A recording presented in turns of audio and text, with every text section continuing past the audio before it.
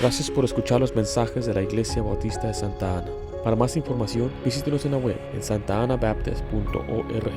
El título del mensaje es Dios nuestro Padre.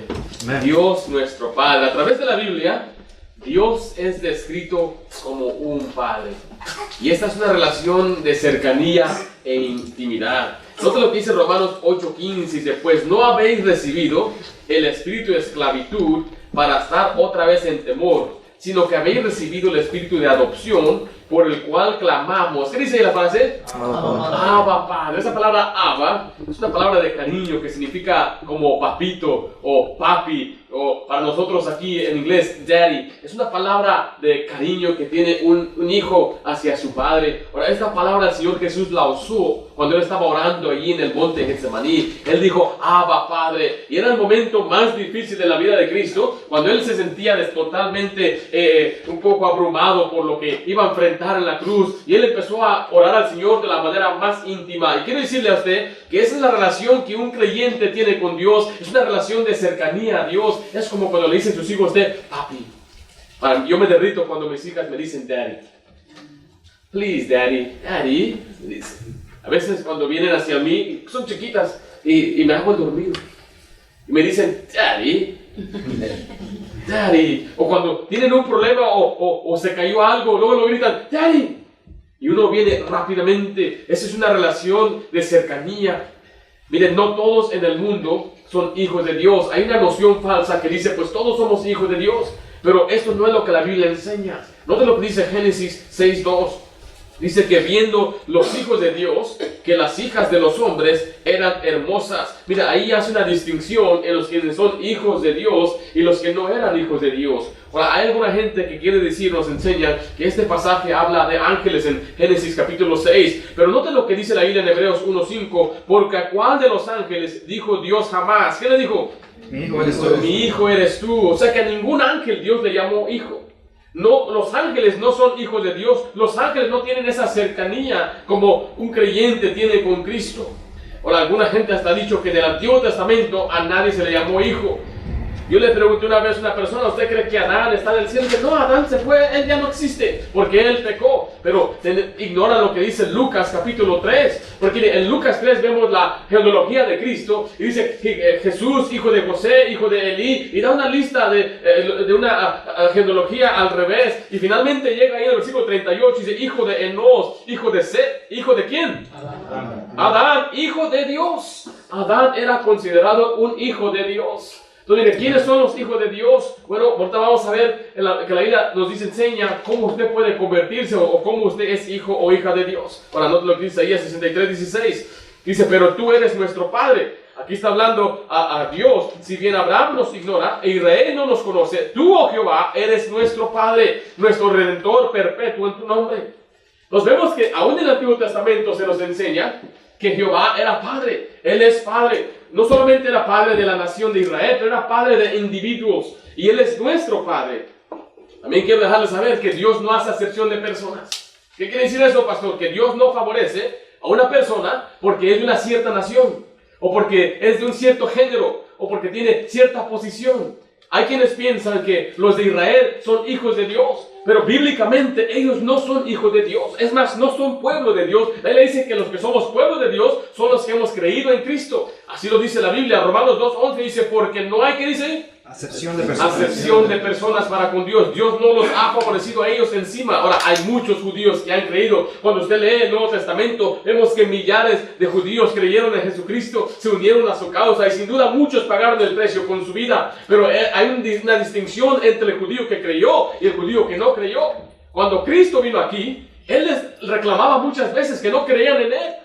Note lo que dice Juan 5:46. Porque si creyeres a Moisés, me creyeres a mí, porque de mí escribió él. Les estaba redarguyendo. Ustedes ni creen a Moisés, porque Moisés habló de mí.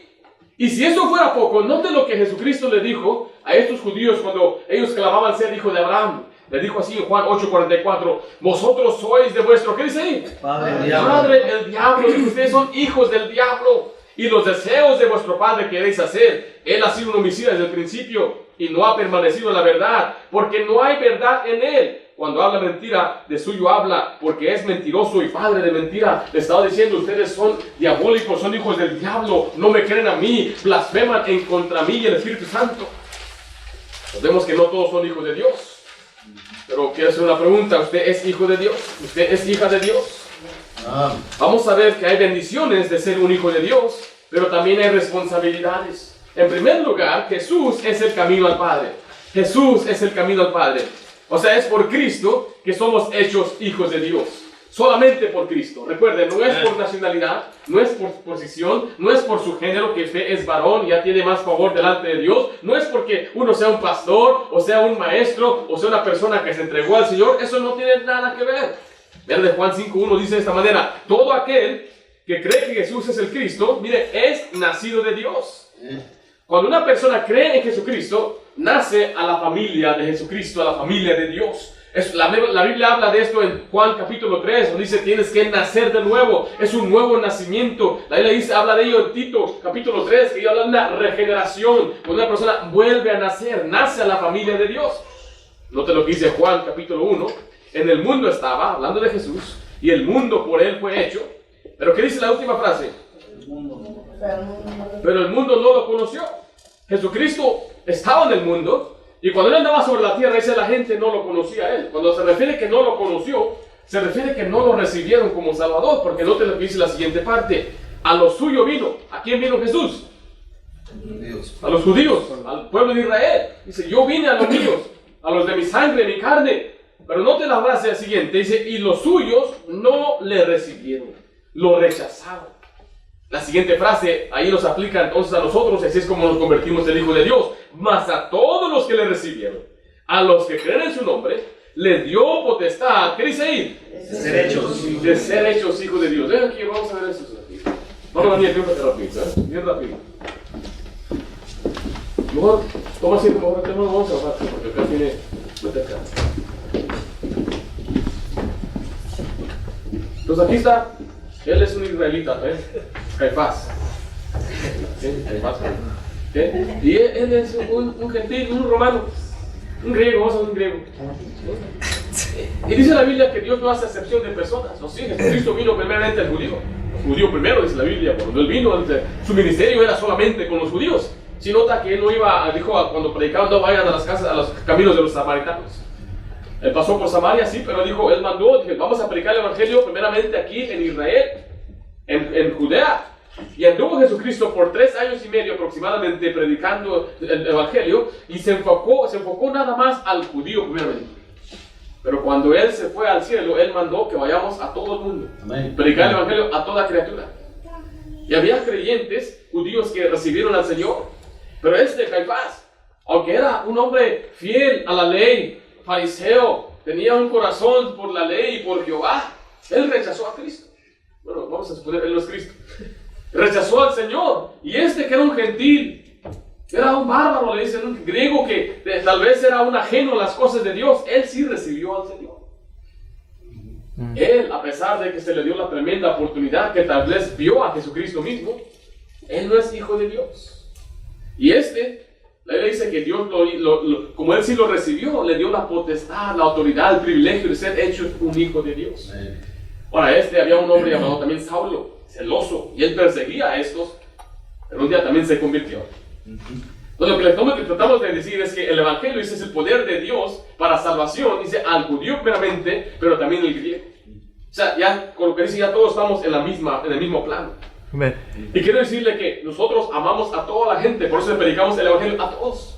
Yo quiero que el mexicano sea salvo, el guatemalteco, el salvadoreño, el hondureño, todos sean salvos, los chinos, los morenos, los negritos en África. Queremos que todos los europeos sean salvos, queremos que los árabes sean salvos, que los judíos sean salvos, queremos que los rusos sean salvos, queremos que todo el mundo sea salvo, no hay excepción de personas. Amen.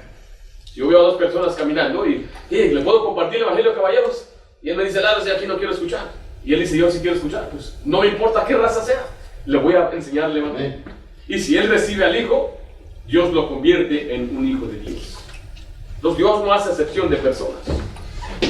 La única manera para ser un hijo de Dios es por medio de Jesucristo. Gálatas 3:26 dice así, pues todos sois hijos de Dios, mire, por la fe en ¿quién? En Cristo Jesús. En Cristo Jesús. Para ser hijo de Dios requiere que usted deposite su fe en Jesucristo como su Salvador, que Él murió por usted, pagó por sus pecados y resucitó para darle una vida eterna. Si usted cree eso, la Biblia dice que usted es un hijo de Dios. Mira, Juan 3:1 dice, mirad cuál amor nos ha dado el Padre para que seamos, ¿qué dice ahí? Llamados hijos de Dios. Es un privilegio, yo imagino, para algunos hombres llamarse hijos de algún presidente o hijos de alguna estrella o algún deportista. Es decir, yo soy hijo de fulano. Hay un orgullo en decir, yo soy hijo de Sutano, es mi padre, es mi papá. Me imagino que los presidentes, sus hijos tienen ese orgullo y dicen, yo soy hijo de Trump, o yo soy hijo de Bush, o yo soy hijo de Obama. O tal vez si son algunos príncipes en Inglaterra, yo soy hijo de Prince Charles.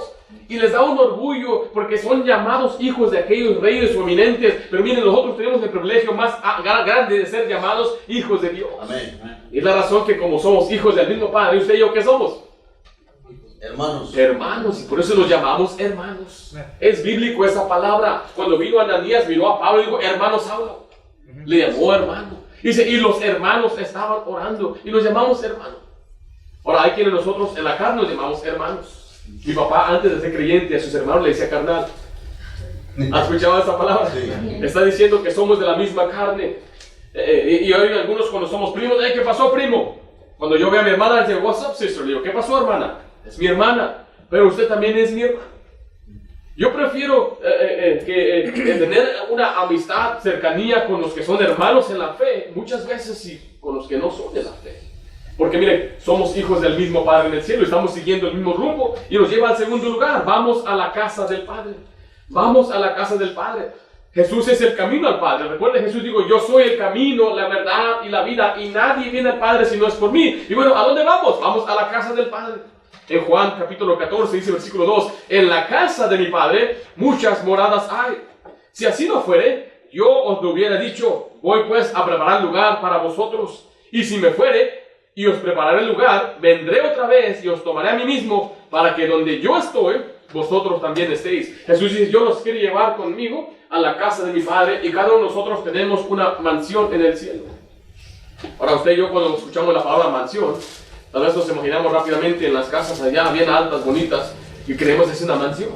Pero la palabra mansión simplemente significa el destino final, la morada final del creyente. Eso es lo que quiere decir, donde vamos a estar para siempre, donde vamos a vivir para siempre. Y bueno, es en el cielo.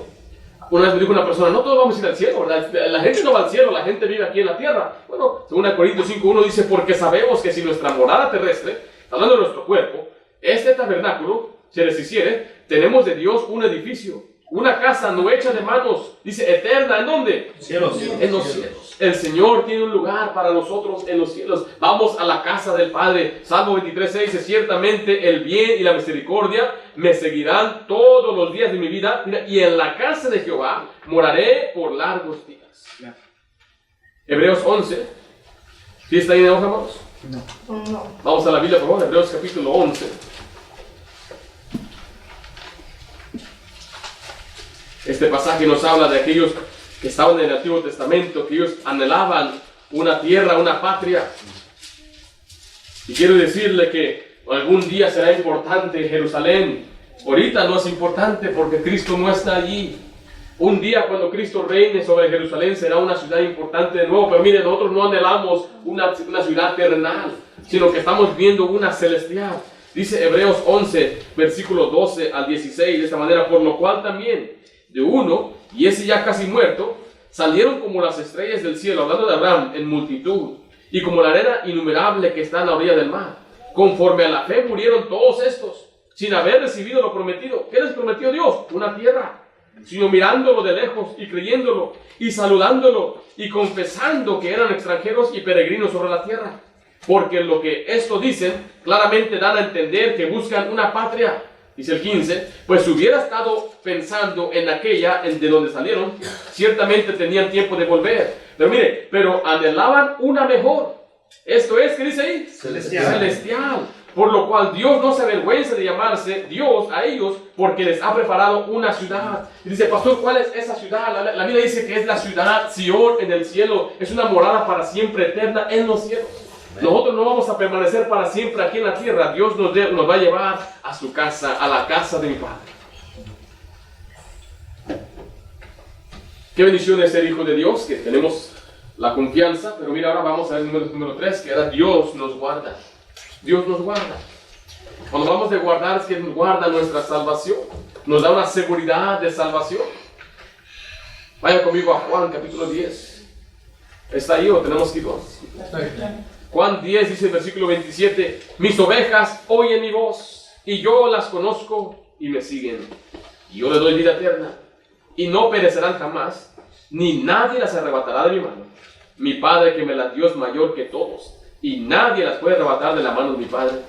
Yo y el Padre uno somos. No, Miguel, venga para acá, por favor, Miguel. Juan Miguel, tiene una recién nacida. ¿Cuántos meses tiene tu bebé? 3 meses. No lo voy a traer ahorita aquí. Pero vamos a suponer, hermano Miguel, a ver qué encuentro aquí para que represente a tu hijo. Esto va a representar a tu hija, ¿ok? ¿Tú amas a tu hija? ¿Qué harías por ella? Tú más puedes negativo, mantenerlo positivo, PG-13 aquí. Este pasaje nos dice meramente que Dios nos da una vida eterna. Recuerda, la vida eterna es por medio de Jesucristo. Dice, y no perecerán jamás. O sea que nunca vamos a morir. La palabra jamás significa eternamente, no perecerán eternamente. Así lo dice Juan 11:26. Y todo aquel que vive y cree en mí no morirá. ¿Qué dice ahí? Eternamente. Eternamente crees esto.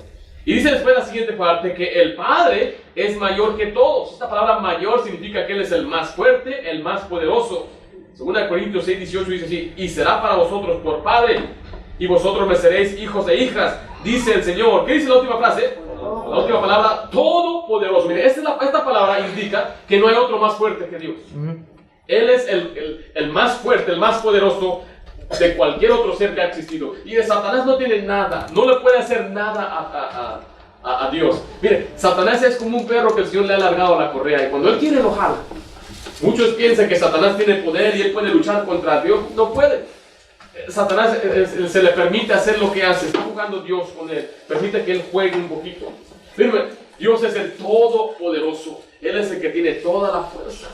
Y dice la Biblia, donde acabamos de leer, nadie lo arrebatará, nadie puede arrebatar. Esa palabra arrebatar significa apoderarse de ella, llevarse por fuerza. Nadie la puede reclamar. Quita tu bebé, hermano. Ahí tiene su bebé, ahora. Dice la Biblia que nadie lo puede arrebatar. Ahora, si Miguel está, el hermano Miguel está, tal vez vamos a ver en el mall. Y miran, ay, nada más niña tan bonita, casitoncita, blanquita. Y alguien dice, me la voy a robar. Roba chicos. Y viene una persona, hermano Miguel, ¿qué harías si tú ves una persona que de repente quiere agarrar tu bebé? ¿Tú le pegarías? ¡Wow! Es de los sonidos, efectos que hace. Sus caricaturas, ¿verdad? Pero mira, vamos a tratar de arrebatártelo. Voy a tratar de arrebatar. Y agarremos a Miguel porque él es fuerte. Yo sé que yo soy fuerte, pero él es más fuerte que yo. Vamos a ver si es cierto. No me la ponga.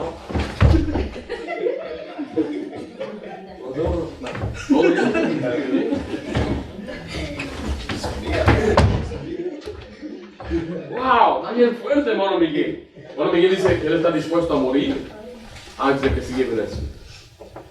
Yo no le deseo daño a nadie, ¿verdad? Pero si alguien se mete a su casa, yo sé que todo varón quiere todo lo posible para rescatar a su familia. Amén. Todo hombre verdadero haría eso.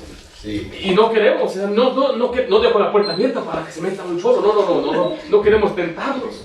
Pero si acaso algo sucede así, todo verdadero padre tiene que estar dispuesto en guardar y proteger a su familia y estar dispuesto hasta morir por ellos. Va a tener que matarme a mí antes de hacerle daño a mis hijas. Va a tener que hacerme algo a mí, va a tener que amarrarme a mí antes de poder hacer algo en mi casa. Mire, ese es el concepto que nos está enseñando este pasaje. Es que nadie es poderoso lo suficiente para arrebatarnos o apoderarse de nosotros. Cuando ya somos hijos de Dios, somos hijos para siempre. Amén. Mire, Dios no nos deshereda. No nos dice, ya no eres mi hijo. En ninguna parte en la Biblia vemos eso. Juan 6:37 dice, todo lo que el Padre me da, vendrá a mí. Y el que a mí viene, ¿qué dice la Biblia? No le echo fuera. Él no nos echa fuera. Él no nos va a correr. Hablando de nuestra relación, Él nunca deja de ser nuestro Padre. Tal vez haya hijos que se alejen de los padres, pero nunca va a dejar de ser hijo. se puede ir lejos a una tierra lejana, como aquel hijo pródigo en la Biblia, que le dijo: Padre, dame mi heredad, dame lo que me pertenece. En esencia le estaba diciendo: ya quiero que te mueras para que disfrute el dinero que me pertenece a mí. Y el padre se lo dio. Y aquel muchacho fue a una tierra, dice, lejana, lejos de su casa. Y ahí él derrochó todo su dinero, dice la Biblia. Pero cuando él se gastó todo, ya no tenía ni amigos ni nada. Él se acordó de su padre. Dice: en la casa de mi padre, dice, allá había hasta los jornaleros, comían mejor que yo. Y él decidió regresar a la casa de su padre. Y cuando él iba de regreso, su padre lo estaba esperando. Es la bendición de Dios, es que Él nos guarda la salvación, aunque usted y yo nos alejemos de Dios. Vamos a ver qué sucede. Pero mira, aunque usted y yo nos alejemos de Él, Él siempre está esperando con sus manos abiertas. Pero Él nos guarda. Estamos en su mano. Y nadie, ninguna palabra, nadie nos arrebatará, significa ninguna persona.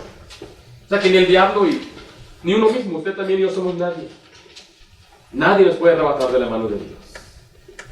Qué bendición es que Él guarda, ¿verdad? El Padre nos guarda, pero también el Padre cuida de sus hijos. Número 4, el Padre cuida de sus hijos. Al compartir estos pasajes, aquí vemos dos tipos de personas. Algunos de nosotros pensamos en un buen ejemplo de un padre que tuvimos, y otros tal vez pensamos no tuvimos un buen ejemplo. Pero cualquiera que sea el caso, Dios es un Padre perfecto. Y nosotros los padres tenemos que ser buenos ejemplos para que nuestros hijos puedan tener también un sentido personal de cómo es Dios Padre con nosotros. Mire, un padre protege a sus hijos. Letra A, protege a sus hijos. Jesucristo estaba orando y Él le pedía al Padre que Él guardara a sus hijos del mal. Dice: no ruego que los quites, en Juan 17:15, no ruego que los quites del mundo, sino que los guardes del mal. La Biblia dice que Dios es nuestro escudo, es nuestra fortaleza, Él es nuestra sombra. Así dice en Salmo 91:1, es el que habita al abrigo del Altísimo, morará bajo la sombra del Omnipotente. Ahí está hablando de protección. El Señor nos protege, Él nos guarda. Volvemos al tema que decía, uno debe estar dispuesto a proteger a sus hijos. Hace unos meses fuimos a evangelizar a un lugar en Los Ángeles. Y entramos y estaba una barda bien, un cerca y tenía la puerta tirada al piso. Entonces la levantamos y pasamos. Y cuando tocamos la puerta se abrió y salieron dos perros. Yo en un instinto agarré mis hijas, las agarré así. Salí, cerré la puerta, dejé al otro adentro. Yo dije: ¿qué pasó? Ese instinto de padre. Si viene un perro, no sé. Ay, qué malos los perros. Me importan más mis hijas que el perro. Dije: no, pastor, pero mire, nosotros también tenemos mascota, pero me estoy explicando, es cuando hay un ataque usted va a hacer lo que sea. No estoy ahorita tratando de decir que el perro obviamente actúa naturalmente y usted tiene que proteger. Si pasa un carro, ¿qué hace usted rápidamente? Yo he visto que a veces viene hasta fuerzas sobrenaturales a una madrecita que se le carga y lo quita, la adrenalina entra porque ahí viene el instinto del padre, de la madre, de proteger a sus hijos. Y Dios es nuestro Padre, que Él mismo nos protege. El Señor le protege a usted. Dice 2 Tesalonicenses 3:3, pero fiel es el Señor, que os afirmará y guardará del mal. Amén. Él nos guarda del mal. Sí, pastor. Viva confiado, que no tenga miedo y que va a pasar y que me van a hacer. Mire, nada le puede hacer el hombre.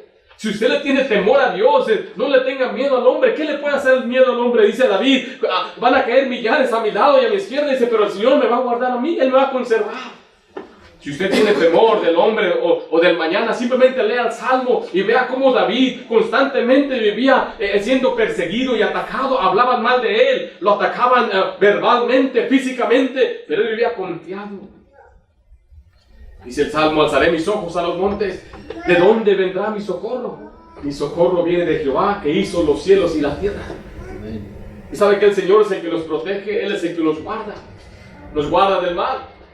Pero no solamente nos guarda del mal, nos guarda también de la tentación. Ahí le dice que Dios no tienta a nadie. ¿De qué tentación habla, pastor? La tentación pecaminosa y morbosa. Si somos hombres, Satanás nos va a tentar con el sexo opuesto. Pero mire, Dios también es fiel y Él nos libra de eso.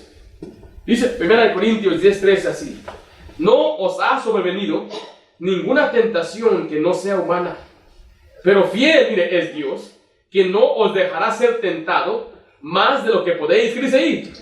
Resistir, sino que dará también, juntamente con la tentación, dice ahí, la salida para que podáis soportar.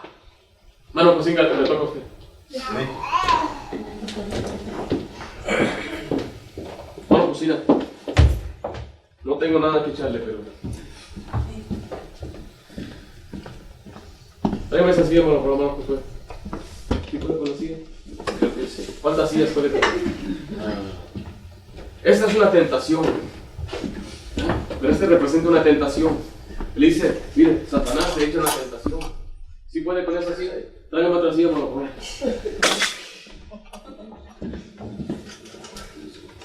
Rápido, hermano. Bueno, Miguel, acá hay 2 más sillas. Mi hermano piensa que él puede con más. Aquí está su esposa. ¿Puede con más, no? Sí. Dale otra, hermano. Es la acomodadita, sí. Acomódala, como usted no sé.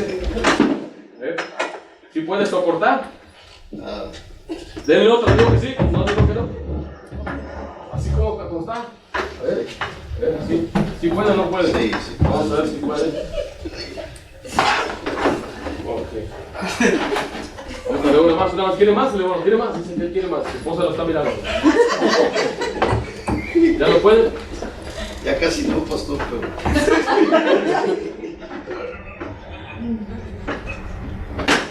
Ya lo puede, ¿verdad? Sí puede todavía. Pero mire cómo Ay, estamos voy allá. apenas. ¿Sí? Una más, traiga otra silla. Ahí acomodos en la mente. Ahí, acomodo. No puedo, vamos a hacer mañana bien dolorido y lo vamos a hacer más.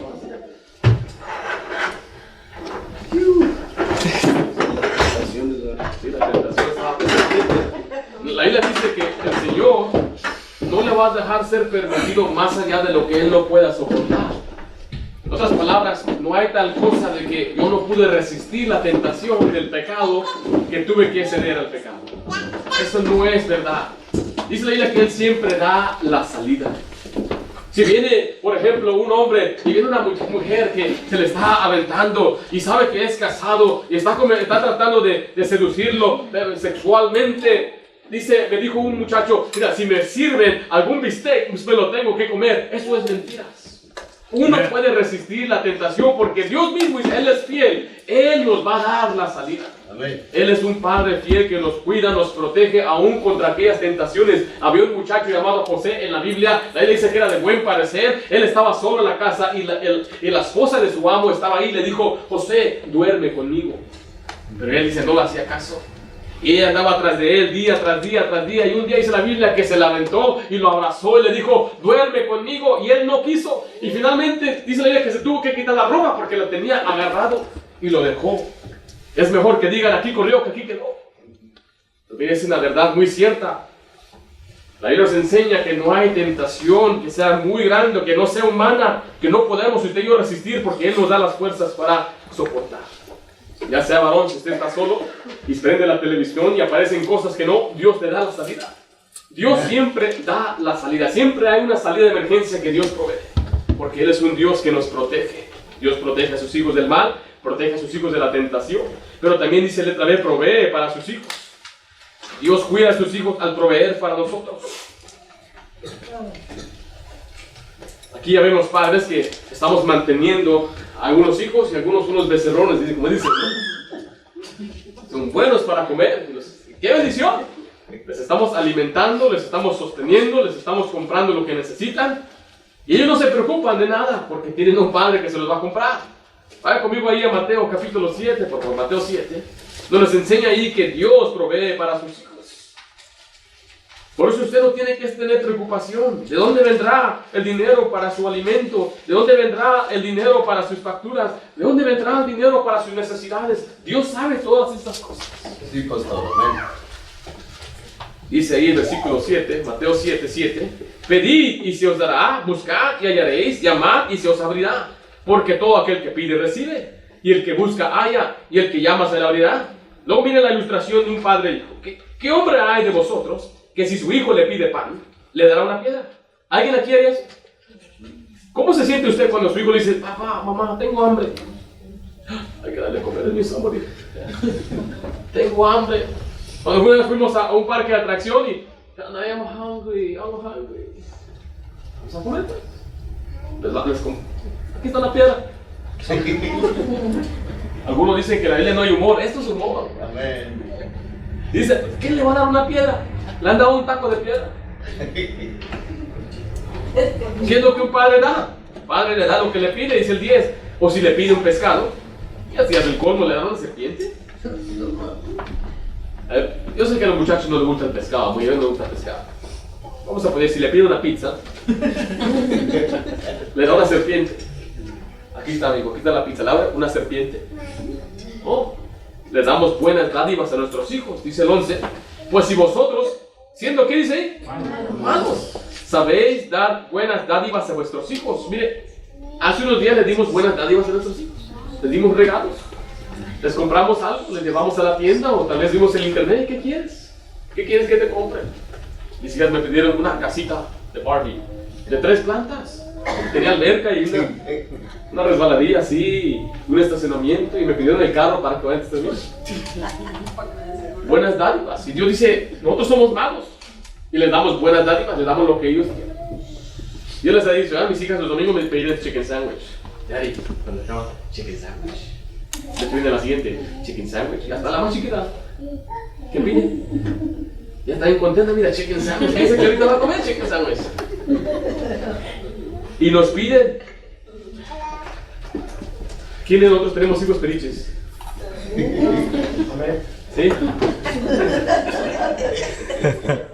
O algunos dicen, no, mi hijo no pide nada, él no pide. Así era mi mamá porque él no pedía. Me hacía quedar mal a mí. Nosotros íbamos a lo que era Kmart. Bueno, de Kmart, esa era nuestra tienda. A mí me gustaban los Ninja Turtles, las tortugas ninjas en aquel tiempo. Había una película de caricaturas y salieron una serie de juguetes. Y había un tortuga ninja de béisbol, tortuga ninja de japonés, un samurai japonés y así. Y yo quería que me comprara porque mis otros amigos tenían también sus 10, sus 15, yo nomás tenía 3. Fui a Kmart, yo agarraba uno. Yo sabía que mi papá no me iba a comprar uno, pero yo lo aventaba en el carrito, pensando que no iba a saber. Ahora mis hijas hacen eso conmigo. Me pareció, ¿qué es esto? Y me decía, papá, no sacas de aquí. Y empezaba a pedirle, papá, por favor, ándale, cómpramelo. No. Me decían, lloró. Me abrió los ojos, ya no estaban, me dejaron. No funcionó. Entonces ahora voy a tratar otro. De chillón no funcionó, ahora voy a tratar de, me he portado bien, me voy a portar viendo así. No funcionó. Tienes que apelar de otra manera. Entonces, ¿para qué me tuviste? De todas las maneras yo apelaba. Finalmente enfadaba y papá dice, a ver, ya mételo al carro. Ahí mata al carro. Eso lo subieron en crédito. Ahí le dice que había un juez injusto, pero una mujer le rogaba, le pedía, finalmente le dio lo que quiso. Miren, son cosas, dice, la Biblia dice el pasado que acabamos de leer, que nos dará buenas cosas a los que le pidamos. Vayan conmigo a Mateo capítulo 6. Vamos a hablar de nuestras necesidades, porque miren, yo sé que un juguete no es una necesidad. Tal vez un auto más nuevo no es una necesidad. Y Dios nos puede dar. Pero mira, algunos nosotros estamos batallando hasta pidiéndole a Dios lo básico. A veces si usted tiene esa necesidad, créame que el Señor, dice la Biblia, que Él no va a permitir que el justo mendigue pan. El justo siempre va a tener su alimento, siempre va a tener lugar donde vivir porque Dios es fiel. Dice Mateo 6 así en el versículo 25, por tanto os digo, no os afanéis por vuestra vida. Ahora afanar significa preocuparse de una manera desmedida, con un temor. Dice, ¿qué habéis de comer o qué habéis de beber? Ni por vuestros cuerpos, ¿qué habéis de vestir? Mire, ¿no es la vida más que el alimento y el cuerpo más que el vestido? Y luego nos da un ejemplo, mirad las aves del cielo, que ni siembran, ni ciegan, ni recogen en graneros, y vuestro Padre celestial las alimenta. ¿No valéis vosotros mucho más que ellas? ¿Y quién de vosotros podrá, por mucho que se afane, añadir a su estatura un codo? Y por el vestido, ¿por qué os afanáis? Considerad los lirios del campo, como crecen, no trabajan ni hilan. Pero os digo que ni aun Salomón, con toda su gloria, se vistió así como uno de ellos. Y si la hierba del campo que hoy es y mañana se echa al horno, Dios la viste así, ¿no hará mucho más a vosotros, hombres de poca fe? Dice el 31, no os afanéis pues diciendo, ¿qué comeremos? ¿O qué beberemos? ¿O qué vestiremos? Porque los gentiles, o sea, los incrédulos, buscan todas estas cosas. Mire, pero vuestro Padre Celestial sabe que tenéis necesidad de todas estas cosas. O sea, que Dios sabe lo que usted necesita. Hay padres aquí que saben lo que sus hijos necesitan. Muchas veces los hijos no se lo han pedido aún todavía, pero usted sabe que ya necesita zapatos, ya necesita un pantalón más grande, ya necesita una mochila nueva, ya necesita esto y aquello. Ya lo sabe usted. Usted sabe lo que sus hijos necesitan. Sabe que Dios sabe lo que usted y yo necesitamos. Él sabe aquella deuda que usted tiene. Él sabe cuál es. Sabe cuánto debe y cuánto a quién se la debe, cuánto interés ha pagado. Dios sabe todo. Note lo que dice allí en Mateo 6:8. No os hagáis pues semejante a ellos, porque vuestro Padre sabe de qué cosas tenéis necesidad. Pero mire, antes que vosotros le pidáis. O sea, lo que Dios quiere es que usted y yo le pidamos. Él sabe lo que usted necesita, pero Dios quiere que usted se lo pida. Ahorita mis hijas necesitan zapatos. A veces compramos zapatos y por ahorrarnos vamos a Walmart, pero sale más caro porque en unas 2 semanas ya no sirven esos zapatos. Entonces yo sé que mis hijas necesitan zapatos ahorita. ¿Y qué es lo que yo voy a hacer? Pues vamos a comprarles zapatos. Ella no se preocupa. Dice que vamos a... no hay zapatos. ¿Y por qué te preocupas? Esa no es su responsabilidad. Yo voy a comprarte los zapatos. Les he contado cuando nos robaron el van. Bueno, mis hijas estaban preocupadas. ¿Y ahora qué vamos a andar, papá? Ya no tenemos carro. Y yo, un momento, güey. ¿Tú de 5 años crees que me vas a ayudar o qué? ¿Por qué te preocupas? Porque es un peso sobre ti. No te preocupes. Ahí le dice, echad vuestra ansiedad sobre Dios y Él cuidará de nosotros. Amén. Por eso cuando usted tenga una necesidad, Dios ya sabe. Lo que Dios quiere es que usted se lo pida. Y Dios provee para sus hijos. Él le va a dar lo que usted necesita. Dios cuida de sus hijos. ¿Cómo? A protegernos, a proveernos, pero también al consolarnos. Consuela a sus hijos. Dios consuela a sus hijos de placer. Segunda de Corintios, capítulo 1, nos da un título de Dios que a mí me fascinó mucho cuando yo descubrí esto personalmente. Dice el versículo 3, bendito sea el Dios y Padre de nuestro Señor Jesucristo. Mire, Padre de misericordias y Dios de, ¿qué dice ahí? De consolación. De toda consolación. Dice, el cual nos consuela en todas nuestras tribulaciones, para que podamos también nosotros consolar a los que están en cualquier tribulación, por medio de la consolación con que nosotros somos consolados por Dios.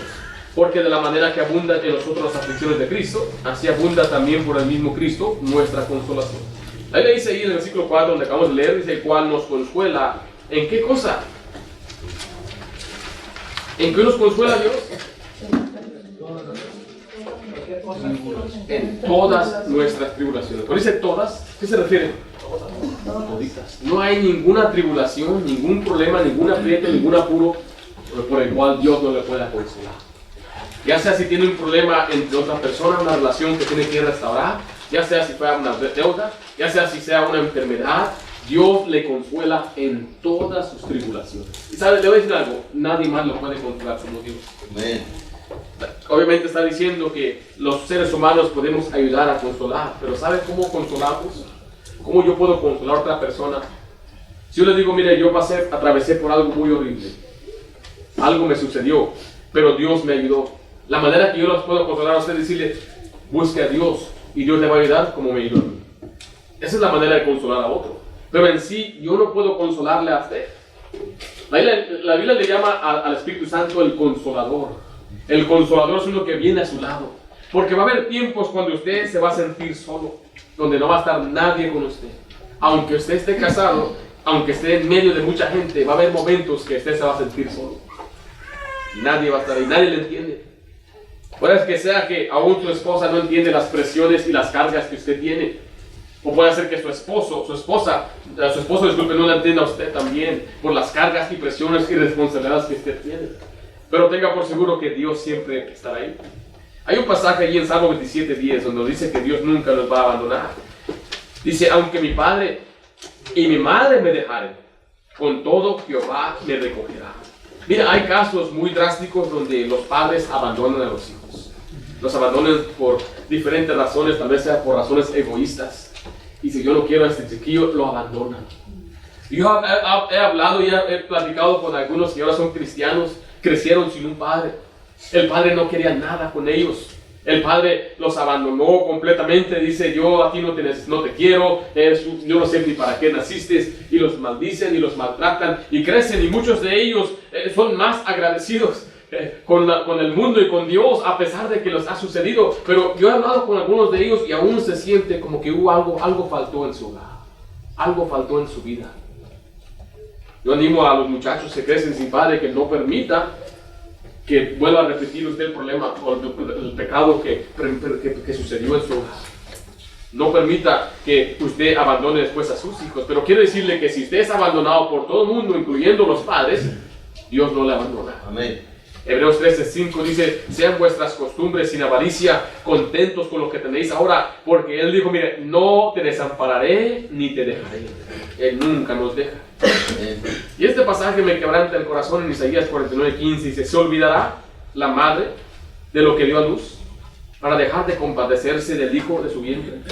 Hay una pregunta que está diciendo ahí, ¿habrá una madre que olvidaría al bebé que tuvo?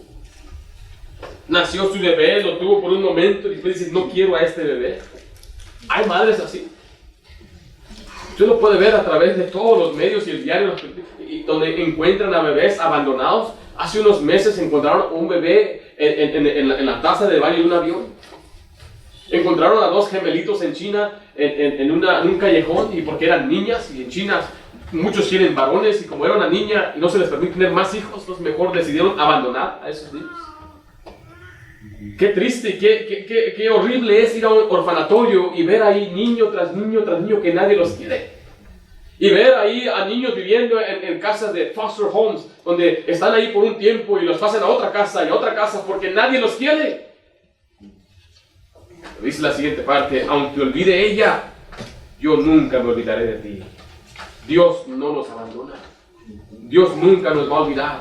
Aunque usted esté solo o se sienta solo, recuerde, Dios está a su lado. Amén. Dios está para consolarle. Dios está para calentar su corazón. Dios está para darle una sonrisa. Dios está ahí para ayudarle. Mire, nadie más le va a ayudar. Por eso le digo a usted, agárrese de Dios. Amén. No dependa del hombre. No dependa de nadie más. Dios le va a ayudar. Amén. Él es nuestro Padre. Él cuida de sus hijos. Vimos ahí en primer lugar, Jesús es el camino al Padre. Segundo lugar, dice, y vamos a la casa del Padre. Tercer lugar, el Padre nos guarda. Número 4, el Padre cuida de sus hijos, al proteger a sus hijos, al proveer por sus hijos y al consolar a sus hijos. Pero número 5, el Padre nos disciplina. El Padre nos disciplina. Entonces, ¿qué bendición? Tenemos bendiciones de ser hijo de Dios, pero también hay responsabilidades. La palabra disciplinar ahí implica castigar, implica reprender. Dios nos reprende. Por eso estaba diciendo, sí, un hijo se puede alejar de Dios, pero Dios no lo deja sin disciplina, no lo deja sin reprender. Hermanita, ¿podrás tú sentarte bien, hermana Lidia? Mira, estoy hablando a mi hija. Siéntate, quítate eso de su cara, por favor. Gracias. Muy bien, dice ahí, en primer lugar, Dios azota. Dios azota. Cuando un hijo de Dios peca, Dios lo disciplina. Y la palabra usa la palabra azotar. Esto implica un golpe fuerte. Hebreos 12, del 6 al 9, es uno de los pasajes que a mí me da más seguridad de la salvación. Yo sé que cuando uno cree en Jesucristo, Dios nos recibe como hijos y nunca nos va a desheredar. Pero si nos comportamos con mal ejemplo o vivimos en pecado, entonces Dios nos va a azotar. Dice ahí en Hebreos capítulo 12, versículo 6, porque el Señor al que ama, ¿qué dice ahí? Disciplina y azota. Mire, azota a todo el que recibe. ¿Por qué? Por hijo. Mire, yo no tengo derecho de azotar a sus hijos. Y usted viceversa, usted no tiene derecho a azotar a mis hijos. Yo azoto a mis hijas. O sea, yo las disciplino corporalmente. No las lastimo, las hacemos correctamente. Un día les explicaremos a algunos para preguntar, pastor, ¿qué hacen? ¿Les echan agua caliente? No se trata de eso. No se trata de lastimarlos ni abofetearlos. La Biblia nos enseña claramente cómo se debe hacer y no es para morir. Dice la Biblia que si disciplina no se va a morir. Porque no estamos hablando de darle daños físicos de para siempre. Estamos hablando que es algo momentáneo, que entiendan el dolor. Y dice la Biblia que Dios al que ama, disciplina y al que recibe por hijo.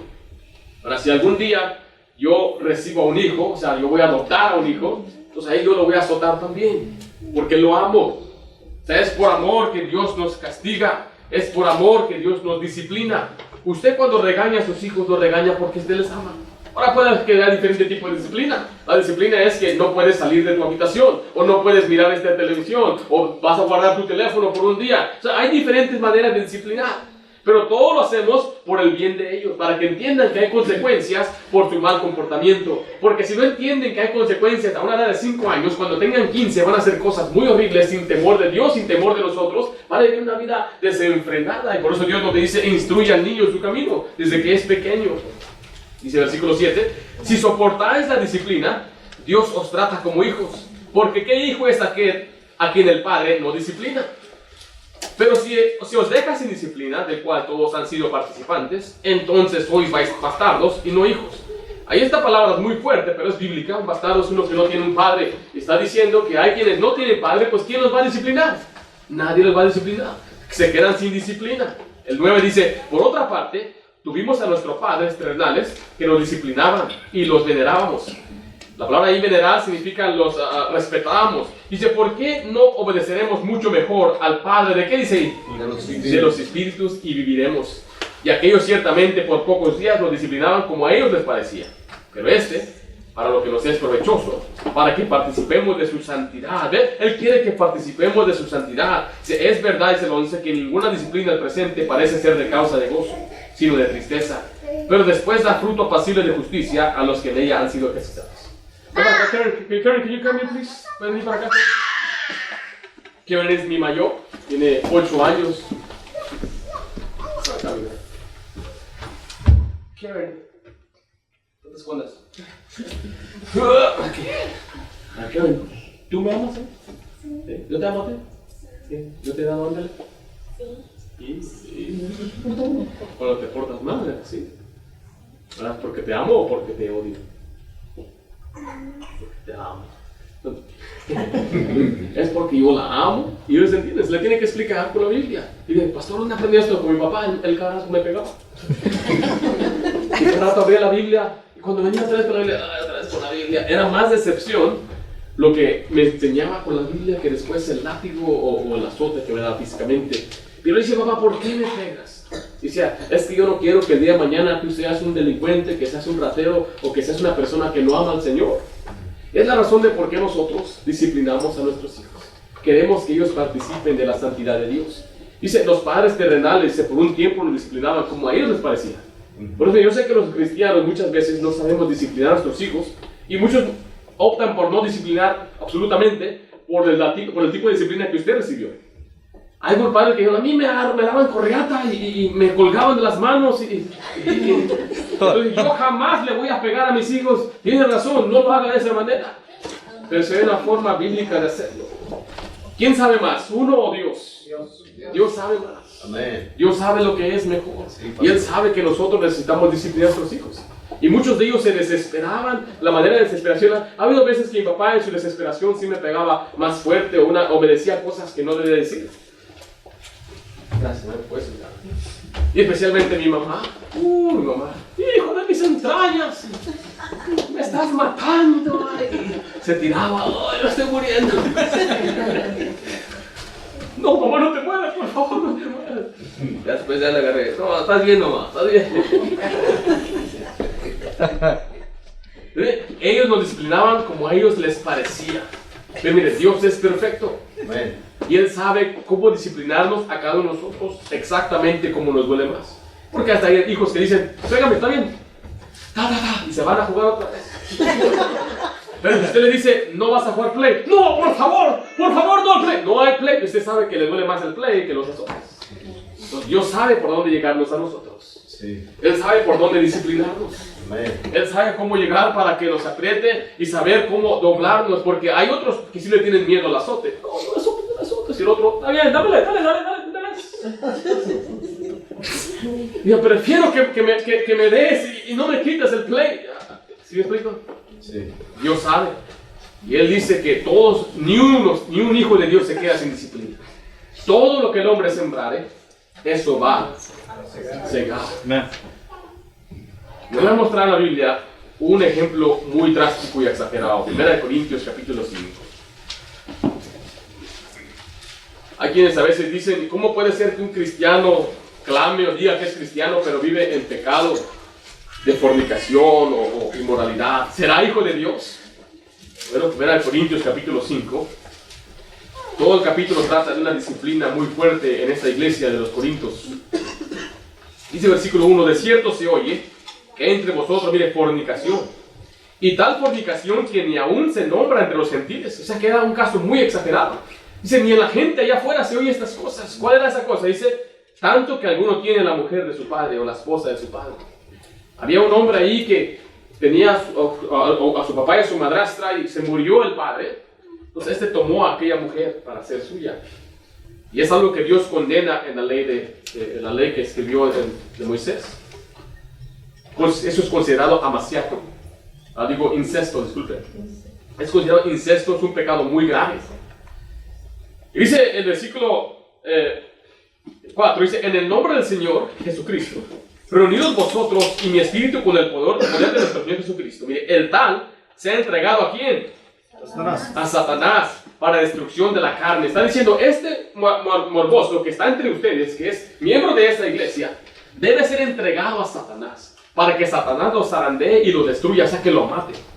Yo no sé cómo funciona esto, en verdad no vemos otras áreas. No lo voy a decir, te voy a entregar a Satanás. No es algo tan sencillo, no es algo tomar a la ley.